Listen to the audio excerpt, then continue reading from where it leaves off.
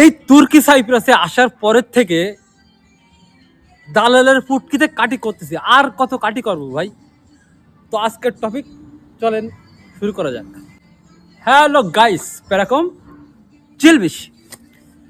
বর্তমান বাংলাদেশের যুব সমাজ হতে চায় তুর্কি সাইপ্রাস প্রবাসী। তো ভিডিওর প্রথমে একটা কথা বলি, যাদের ধৈর্য আছে আমার এই ভিডিওটা দেখার জন্য, যাদের 2 মিনিট টাইম আছে তারা ভিডিওটা দেখুন, না হলে স্কিপ করেন, কোনো সমস্যা নেই। একটা কাহিনী বলি প্রথমে, একটা শোনেন। আজকে সন্ধ্যার সময় এক ভাই আমার ফোন দিয়ে বলতেছে, ভাই আমি নেপালে আছি। কেন ভাই? তার কারণ যে আমাকে তুর্কি সাইপ্রাসে আনার জন্য এই নেপালে আনা হয়েছে। তো আমি তাকে জিজ্ঞেস করলাম, ভাই আপনি কত টাকা দিছেন? তাকে প্রথমে জিজ্ঞেস করলাম, সে বলতেছে, ভাই আমি একা না, আমার সাথে আরো একজন আছে, 2 জন মিলে আমরা তাকে 9 লক্ষ 18 লক্ষ টাকা দিছি, তাদের এই দালালকে দিছে। তো আমি বললাম, ভাই আপনার পাসপোর্টটা জমা দেওয়া ছিল কতদিন আগে? তো বলছে, ভাই যাও কিছুদিন আগে, যাও 4-5 মাস মতো হবে জমা দেওয়া ছিল। তাদেরকে প্লেন টিকিট দিছে নেপালের, তার পরবর্তীতে মনে করেন যে তাদেরকে নেপালে আনা হয়েছে। তো ও আমারে বললো, ভাই আমি একটা পারমিট পেপারও পাইছি। তাই বললাম, ভাই পারমিট পেপারটা আমার দেন, তাই আমি দেখি। তো আমি পারমিট পেপারটা দেখলাম, ফেক পারমিট পেপার। পারমিট পেপারটা ফেক, ভালো করে বুঝেন, পারমিট পেপার কিন্তু ফেক। তো এই যে কাহিনীটা নেপালে তাদেরকে রাখছে, এখন সে ভাই আমাকে জিজ্ঞেস করতেছে, ভাই আমি কি করবো, এখন কি করা উচিত আমার? আমি বললাম, ভাই আপনি দেশে চলে যান। আমি ডাইরেক্ট বলে দিলাম, আপনি দেশে চলে যান, কারণ আপনি নেপালে থাকা যতদিন থাকবেন আপনার দিন বাই দিন আপনার টাকা খরচ হবে। আপনি তুর্কি সাইপ্রাসে আসতে পারবেন না, কারণ আপনার পারমিট পেপার ফেক, এটা রিনিউ হবে না। তো বলে ফোনটা কেটে দিল। এখন আমার কাছে কথা হচ্ছে যে এখান থেকে আরো 1-1.5 বছর আগে, অর্থাৎ 2022-23 সালের দিকে, 23 সালও হবে না, 23 সালের পরে আর কি, আমি যখন আসছি এখানে, তো আমি এরকম অনেক গল্প শুনছি যে বাংলাদেশ থেকে এসব তুর্কি সাইপ্রাসের দালাল যারা, এরা কি করে, বাংলাদেশ থেকে পাবলিকদেরকে নিয়ে যায় হচ্ছে আপনার টুরিস্ট ভিসায়, দুবাই, কাতার, বাহারেন বিভিন্ন জায়গায় নিয়ে যায়, এদেরকে রাখে 2 মাস 3 মাস 4 মাস 6 মাস 1 বছর পর্যন্ত এদেরকে রাখে এইভাবে। মানে এদেরকে রাখে হুদাই, মনে করেন যে হুদাই, জাস্ট ওদের কাছে টাকা পয়সাগুলো নিয়ে ধান্দা, 8 থেকে 9 লাখ 10 লাখ টাকা করে নিয়ে এদেরকে বিভিন্ন দেশে নিয়ে যায় রাখে। কেননা বাংলাদেশ এয়ারপোর্ট কন্ট্যাক্ট ছাড়া তুর্কি সাইপ্রাসে আসা যায় না। আর যার কারণে এরা কি করে, যে কোনোভাবে সুযোগ পাইলে, হয়তো বা টাকা কম, অথবা মনে করেন এই মুহূর্তে এই দেশে যাওয়ার টুরিস্ট বিষয়ে যাওয়ার সুযোগ আছে, এই সুযোগটার কাজে লাগিয়ে এইসব তুর্কি সাইপ্রাসের দালাল যারা, এরা কি করে, এরা এই যে লোকজনগুলো নিয়ে এইসব দেশে রেখে দেয়। যেমন এখন বর্তমানে বেশিরভাগ রাখতেছে আপনার নেপালে।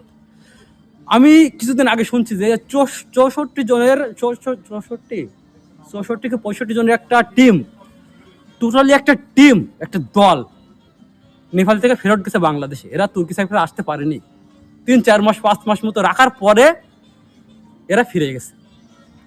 তো ভাই বিষয়টা হচ্ছে, এই ধরনের কাহিনীগুলো আগে হইতো, কিন্তু এই যে হঠাৎ করে আজকে আমি যে ফোন দিল আমার কাছে যে ভাইটা, তাতে করে আমার মনে হচ্ছে যে তুর্কি সাইপ্রাসের দালাল যারা, এরা আবার নতুন করে শুরু করেছে ভাই। আর এরা আবার নতুন করে শুরু করেছে যে এরা জাস্ট আপনার কাছ থেকে পাসপোর্ট নিবে, টাকা নিয়ে নেওয়ার পরে 1 থেকে 2 মাস 3 মাস 4 মাস পরে আপনাকে একটা ফেক পারমিট পেপার দিবে, দিয়ে আপনাকে যে কোনো একটা দেশে নিয়ে রেখে দেবে।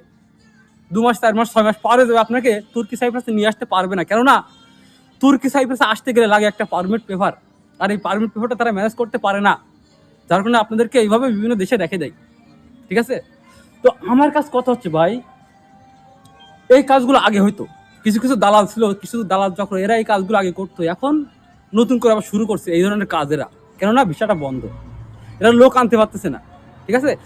তো আপনারা যারা এই মুহূর্তে তুর্কি সাইপ্রাসে আসার জন্য পাসপোর্ট জমা দিচ্ছেন, কারোর 1 বছর 1.5 বছর 2 বছর হয়ে গেছে, কারোর 6 মাস হয়েছে, এটা কোনো ব্যাপার না। আপনারা যদি কেউ বাসবুরু পান বা পারমিট পেপার পান, ভাই আগে চেক করেন। ভাই আপনারা আমার ইউটিউব চ্যানেলে যাবেন, ইউটিউব চ্যানেলের লিঙ্কটা দেওয়া থাকবে আমার এই ভিডিওর কমেন্ট বক্সে, অথবা আমার ফেসবুকে পিন পোস্টে একটা ভিডিও আছে, এটা দিয়ে আপনারা বাসবুরু অথবা পারমিট পেপার চেক করতে পারবেন। তো বিশেষ হচ্ছে যে আপনারা আগে ডকুমেন্টগুলো চেক করবেন, চেক করার পরে তারপরে আপনারা দালালকে সম্পূর্ণ টাকা পেইড করবেন এবং বাংলাদেশ থেকে ফ্লাইট করে যে কোনো একটা দেশের উদ্দেশ্যে রওনা হবে। কেননা তুর্কি সাইপ্রাসে ডাইরেক্ট ফ্লাইট খুব কম হয়।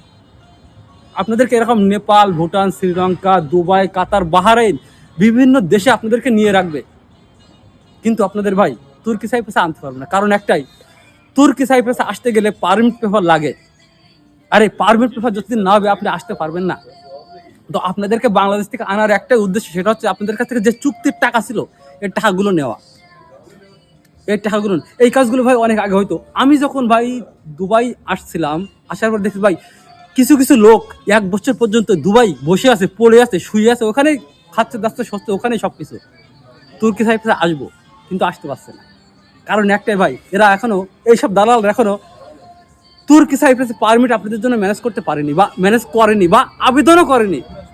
তো ভাই আমার কাছে সর্বশেষ একটা কথা, সেটা হচ্ছে যে ভাই তুর্কি সাইপ্রাসের উদ্দেশ্যে যারা পাসপোর্ট টাকা জমা দিয়েছেন ভাই, আপনারা কেউ ভাই বিনা ডকুমেন্ট চেক করে, বাসবুর হোক বা পারমিট হোক, ডকুমেন্ট চেক ব্যতীত ভাই আপনারা ফুল টাকা কেউ পেইড করবেন না, এবং এই দালালের কথাই ফ্লাইট দিয়ে অন্য কোনো দেশে যাবেন না।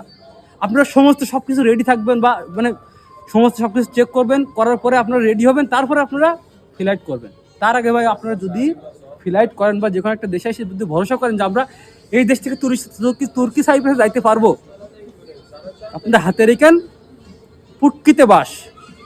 তো সব কথা শেষ কথা ভাই, এতক্ষণ ধরে যা বললাম ভাই, আমার ভিতরে অনেকটা রাগ জমে আছে ভাই, আমার ভিতরে অনেকটা রাগ জমে আছে, রাগের উত্তেজিত হয়ে কথাগুলো বলছি ভাই, ঠিক আছে, এই দালালদের উদ্দেশ্যে। হয়তো এর ভিতরে কিছু ভুল হইতে পারে। তো আমার এই সমস্ত কথাগুলোর ভিতরে একটাই উদ্দেশ্য ছিল যে আপনাদেরকে সচেতন করা। ভাই তুর্কি সাইপ্রাসে কোনো ডকুমেন্ট চেক করা ব্যতীত ভাই আপনারা বাংলাদেশ থেকে বেরোবেন না কেউ। যদি বেরোন তাহলে ক্ষতিগ্রস্ত হবেন। সব কিছু মিলায় ধন্যবাদ।